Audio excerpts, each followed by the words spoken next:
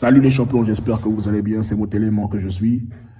Je débriefais chap le match Côte d'Ivoire-Togo. Selon ce que j'ai vu, voilà, donc en première période, on se fait allumer d'emblée par un tir de Kodjo là-bas. Heureusement que Kosoner est glissé, la dévie en corner. 3 minutes plus tard, que dis-je, 2 minutes plus tard, le capitaine togolais récidive. Heureusement que Badrali a réussi à jeter ce ballon, sinon c'était très dangereux. Ensuite, la révolte ivoirienne ne se fera pas attendre. Voilà, 3 minutes plus tard, transversal de corner, contrôle de Baudrine, passe en retrait de Kanga pour Seko. Seko met tire un boulet de canon qui passe malheureusement au-dessus de la cage du gardien de Gaulet. 6 minutes plus tard, on voit Vriza déborder et faire une passe à Seko Fofana en profondeur, vite fait, chap. Seko met une galette. Voilà, comment il a pu rater ça, c'est une dingue. Et Cornet, malheureusement, il rate de peu, vers la 24e minute, si je ne me trompe pas. Et puis après, en fin de première période, euh, Za tente un coup franc direct, côté gauche, je crois. Et ça a été repoussé par un défenseur togolais. Donc on se sépare avec le score nul et vierge 0-0 entre Ivoiriens et Togolais. En deuxième période, on reprend les hostilités. On voit une tentative du capitaine togolais Kodjo là-bas, qui a échoué. Voilà, voilà, ça n'a pas eu l'effet escompté. Ensuite, il y a une bonne combinaison entre Togolais, je crois, c'était une combinaison voilà, 3 passes. Ils se retrouvent directement en position de tir, ils frappent. Heureusement que ça passe au-dessus de la cage de Badrali. Ensuite, à l'ordre de jeu, euh, avant même le but, je suis ouf. On voit une remise. Attends, on voit un débordement, pardon. On voit un débordement de Zaha qui remet à Seko qui bute à bout portant sur le gardien. Et le gardien la repousse, le gardien togolais la repousse. Ensuite, Kanga et Bama font ils font une, deux. Kanga tire, arrêt du gardien. Ensuite, à l'heure de jeu, Bama met un caviar pour Seko qui fait sa spéciale, vous connaissez, hein, je vous apprends rien. Il déboule, il fait ses passements de jambes, un crochet, il met boulet dedans et puis il bute. Voilà, donc 1-0 pour les éléphants. Ensuite, vers la 65e minute, passe Dorier, Seko a cette intelligence de laisser filer le ballon. Voilà, fin de corps. Crasso la reprend avec intelligence et met boulet. Voilà, donc c'était son premier tir. C'était intéressant, cette combinaison. Belle aspiration hein, de Seko Fofana. Laissant passer la balle, faut le noter. Conan lance Zaha dans la profondeur comme d'habitude.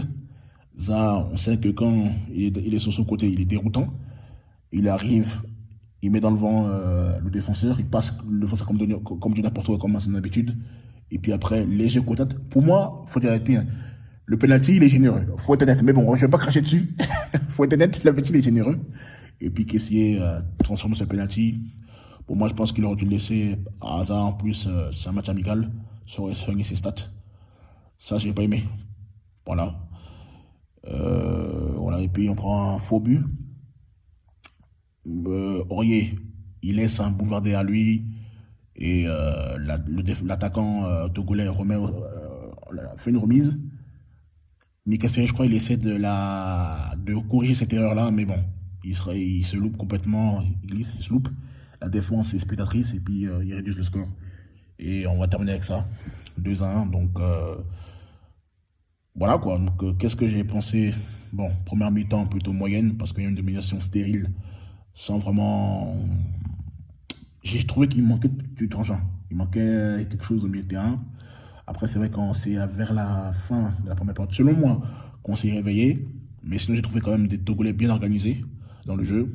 Même si c'est vrai que c'était pas vraiment dangereux, mais dans le jeu, c'était pas mauvais. Deuxième période, ça a été nettement meilleur. Voilà, quoi. Voilà. Les gars, ils ont pris leurs responsabilités, quoi. Voilà, voilà, résumé.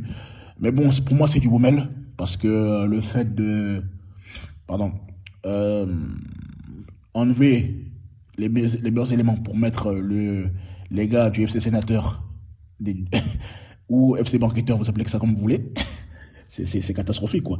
On a changé, ça a tout mélangé le milieu de terrain, et puis on a commencé à perdre confiance, et puis les Togolais, voilà, quoi. Et, ils ont profité, quoi, pour réduire le score, parce que de toute façon, c'est un problème qui est très récurrent, on n'arrive pas à rester concentré sur 90 minutes. On est obligé d'encaisser dans le money time, attendez par là les 15 dernières minutes, qui sont les plus importantes selon moi. Donc voilà, quoi, donc c'est ça. Prestation moyenne, pour moi c'est du Baumel. Euh, on n'a rien appris dans ce match-là. On a juste nos qualités, et puis on a été meilleurs que les Togolais, quoi. Voilà, je pense. Après, je vais pas m'extasier parce que c'est que le Togo.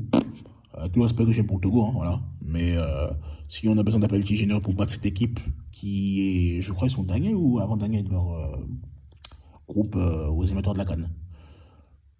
Bref, en tout cas, ils sont pas bien classés, ça, c'est ce qui est sûr. Donc, je reste sur ma faim. Mais il y a quelques satisfactions. Et on va passer au cap. Kanga. Alors, un match très moyen, on n'a pas pressionné du tout. En plus, moi j'estime que quand on a un binational refoulé, on est au-dessus de la mêlée. Lui, ça n'a pas été son cas. Il n'a servi à rien. Franchement, je préfère Crasso. Voilà, donc j'espère voir Crasso contre la Guinée. Donc, Kanga, si c'est pour faire tous ces bruits-là, chipoter, 4 ans derrière quand il est à Angers, bégayer pour le choix de la sélection. Bon, on savait tous que tu jouais pour la France. C'est pas moi qui vas la faire, mais j'ai pas vu un Kanga extraordinaire. Donc, suivant, si c'était pour ça, je préfère Konaté Karim ou d'autres Fofana, largement. Largement. Donc, suivant, Maxwell Cornet, d'habitude, quand il est titulaire, il m'impressionne guère. Mais là, cette fois-ci, il a été vraiment plutôt intéressant. Voilà, il était dans son match, hein, franchement, j'ai trouvé intéressant. J'attends beaucoup plus encore de lui, mais il mérite une deuxième titularisation contre la Guinée. Il a joué son rôle, hein, franchement, j'ai trouvé bon. En tout cas, voilà. Ça, première période contrastée, mais on sentait quand même qu'il voulait faire des efforts. Deuxième mi-temps, il était on fire. Il était très bon en deuxième mi-temps, très remuant. Voilà quoi, il a été injouable quoi. Il était très bon en tout cas en deuxième période, rien à dire. Il continue ainsi. Je tiens pas mal de références, mais il a été bon. Voilà, dans l'ensemble, bonne prestation. Donc voilà. Kessié, alors lui, j'en peux plus de lui. Depuis 2016, contre le match contre, rappelez-vous, la Hongrie 0-0, il est titulaire indiscutable. Il apporte rien. Voilà. Encore en 55, enfin, je sais plus si c'est 58, enfin, en plus je vais arrondir, plus d'une cinquantaine de matchs. Il n'y a que la Namibie où il met trop pas décisif. Contre Madagascar et contre l'Algérie, il est bon. Voilà, le gars enchaîne des prestations moyennes en sélection. Je ne sais pas qu'est-ce qu'il fait encore. Titulaire. Dites-moi, il a un totem d'immunité ou quoi? Il est moyen contre le Malawi, contre la Mozambique, contre le Cameroun, contre la Guinée, contre la Sierra Leone, contre la France. Est-ce qu'il a même joué contre l'Angleterre? Je ne suis pas sûr. Je ne sais pas, j'ai des gros doutes. Ou est-ce qu'on a joué contre l'Angleterre et quand on le fout avec série, alors là, c'est pas la peine. C'est catastrophique. Rappelez-vous de la période 2016-2019, de l'équipe nationale, mais c'est catastrophique. Quand tu mets les deux, mais en fait, je ne sais pas comment les joueurs, enfin les sélectionneurs font. Vous ne voyez pas que ça ne marche pas en fait. Sous Baumel, on met série. Et comment il s'appelle? Kessié, ça marche pas. Mais vous persistez encore. Mais il faut être stupide pour continuer à faire ce genre de combinaison. Ça marche pas. Soit tu mets Kessié avec Sangaré, soit tu mets Sangaré avec Série. C'est pas compliqué quand même. Enfin, franchement, attends, le cerveau, il faut l'utiliser quand même. Tu peux pas comprendre. Le gars, pour moi, tout ça c'est long. Kessié sous le banc. Il n'y a pas quelqu'un qui a eu la chance que Kessié au milieu de terrain. Il n'y a pas quelqu'un. Personne ne peut me dire le contraire. Quand on va vous poser la question, donnez-moi 10 matchs de Kessié, personne pourra me les citer. Donc, si le débat il est clos, sa place est sous le banc. Parce qu'il commence à nous fatiguer, il est lourd, il ralentit le jeu, il n'apporte rien. Voilà, transparent. À part ce penalty, il n'a rien foutu. Voilà, je ne l'ai pas trouvé extraordinaire. De toute façon, c'est quotidien. Hein. Si ce n'est pas son statut, d'ailleurs, mes cadres, par rapport à quoi? Parce que quand on est un cadre, il faut avoir des matchs de référence. Lui, il n'a pratiquement pas. Il n'a que 3 bons matchs. Et encore, si on pousse, allez, je vais être gentil, allez. Allez, on va pousser à 5. Pour un projet gentil, mais 5 sur 5, une cinquantaine de matchs, c'est très faible. Donc sa place est sur le banc. Benjamin, trop de perte de ballon. Ça, il faut qu'il corrige. Parce que ça nous a vraiment mis en difficulté ces pertes de ballon incessantes. C'était vraiment des fois gênant. C'était un peu fatigant de voir qu'il perd assez de ballons. Mais sinon, dans le jeu, il a été bon. Il a essayé de casser les lignes avec ses passes. Moi, j'aime bien son style de jeu. Il apporte une variété. C'est pas un gars très physique. Mais au niveau de l'intelligence de jeu, ben, il a 4 de passe. C'est vraiment au-dessus de la moyenne. Donc, je veux le revoir encore avec la Guinée. Sinon, prestation, on va dire. Et puis, il met la passe décisive, hein, je précise. Plus ou moins bonne, on va dire ça. Moyen plus. Voilà. Je vais dire moyen plus. Je vais le mettre un peu en dessous de la moyenne.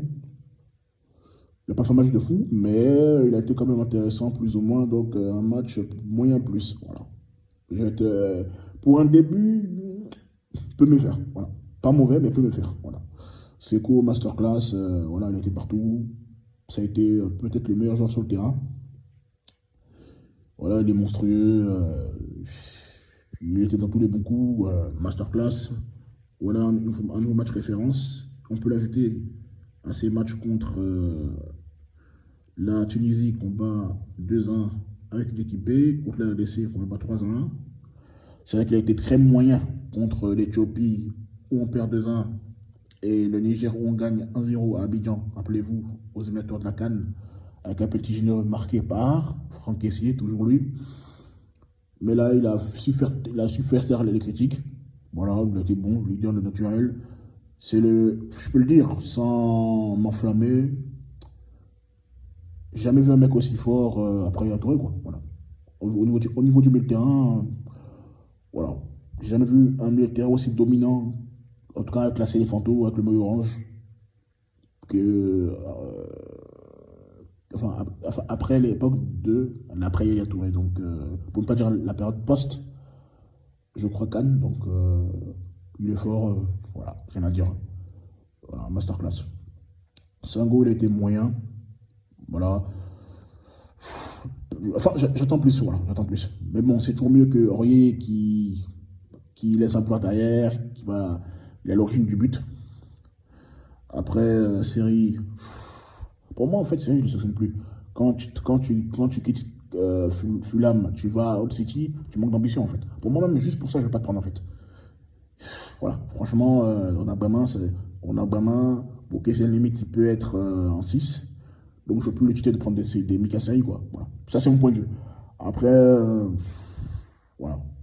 Pour moi, ces mecs-là, on retourne à la page. Hein. Les Mika Seri, les Sergei, ils n'ont plus de niveau, quoi. Voilà. Même Gradel, je les mets dans le même lot. Hein. Donc, voilà, on a en plus, on est bien fourni. Hein. On a plein d'ailiers, Cornet, Zin, Pépé, Amad Diallo, Crespo, Simon Andengra. Donc, voilà, on est plus en 2015, quoi. Franchement, faut arrêter, quoi. Faut arrêter avec ces genres de joueurs. Leur premier passé, c'est derrière eux. Voilà, faut arrêter. Voilà, au suivant. Ensuite, Odilon, la défense, pour moi, ça a été le point fébrile. Si quelqu'un me dit que la défense a été bonne, c'est que vous avez des problèmes. Mais bon, après, chacun a son avis. Hein. Je respecte tous les avis. Bon, Odilon était plus ou moins bon.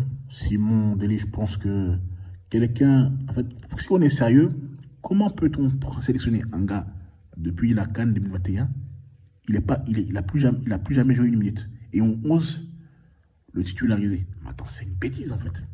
On laisse Abakar, Silla, qui est titulaire discutable du côté de Bruges. Et en plus, la Belgique, c'est le 10e meilleur championnat d'Europe. Je crois dans le top 10, en tout cas. Et on prend un plaisantin qui joue dans un championnat moyen, parce que la Turquie, c'est un championnat moyen. Faut dire la vérité. Et lui encore, c'est pire. Dans ce championnat moyen, il joue dans un club moyen. Et malgré ça, souvent, il est pas sur la feuille de match. Et on le prend, on ne sait pas pourquoi. Il m'a jamais impressionné. Pour moi, c'est le défenseur le plus nul que j'ai vu sur le maillot orange. Hein. Je vous le dis clairement. Voilà. Vous allez dire que je suis méchant, bah, je lui dis ce que je pense. Il est nul. Voilà. À chaque fois, il tremble sur lui, il n'apporte rien, il n'est pas rassurant. Simon Deli, et puis les gars, ils arrivent à le blaguer. Oh, Materazzi, respectez Materazzi, quoi. Materazzi, c'était pas un genre moyen, quoi. Voilà. Respectons un peu les légendes. Hein. Voilà. Respectez les gens qui ont vécu. Simon Deli, je trouve qu'ils sont bien, il n'a pas de niveau. Dans un monde normal, on ne peut pas laisser Agbadou, qui joue à Reims, pour prendre un tel gars qui peut rien créer, quoi. Voilà. Conan, bah, fidèle à lui-même, il a fait un bon match. J'attends qu'il soit un peu plus offensif, mais sinon, défensivement, il a fait son match. Donc, bonne prestation. Pendant lui aussi, il a été bon, donc rien à dire. Voilà, dans l'ensemble, je suis convaincu de la prestation. Et voilà quoi, donc voilà. En tout cas, voilà, c'était tout, je pense. Et puis, on s'attrape. Ah ouais, avant de terminer, pour moi, Jean-Louis Gasset, il a fait du Bobel, enlever les meilleurs joueurs pour mettre des joueurs qui n'ont plus de niveau. On l'a vu, hein, c'est pour ça qu'on a pris le but, parce qu'il y avait tellement de changements au milieu de terrain, maintenant il a mis le terrain, et voilà, on a vu les résultats. Donc, quand tu remplaces Sango par Wany, tu t'entends à quoi? Est-ce que vraiment tu gagnes vraiment en qualité ou tu t'en perds? Quand tu mets des Gradel qui sont plus dans le coup, tu gagnes en qualité ou t'en perds? Posons-nous les bonnes questions. Voilà. Donc, j'ai rien appris dans ce match-là. Je me dis pas, ah oui, je m'extasier, voilà. Voilà. J'ai pas non plus j'ai pas pris un plaisir immense. J'ai pas pris, pardon, un plaisir immense dans ce match-là. Voilà. Donc, bon, je sais pas, j'ai regretté de regarder ce match, mais c'est un match moyen, quoi. On va retenir que la victoire, pas le contenu. Voilà. Donc, j'espère contre la Guinée, ce sera meilleur. Bon. Si davantage on met les meilleurs joueurs à leur poste, si on utilise les meilleurs, si on fait la complaisance, bah, je donne pas cher de la peau des Iriens. Enfin bref, c'était moi. La suite au prochain numéro. Ciao, ciao.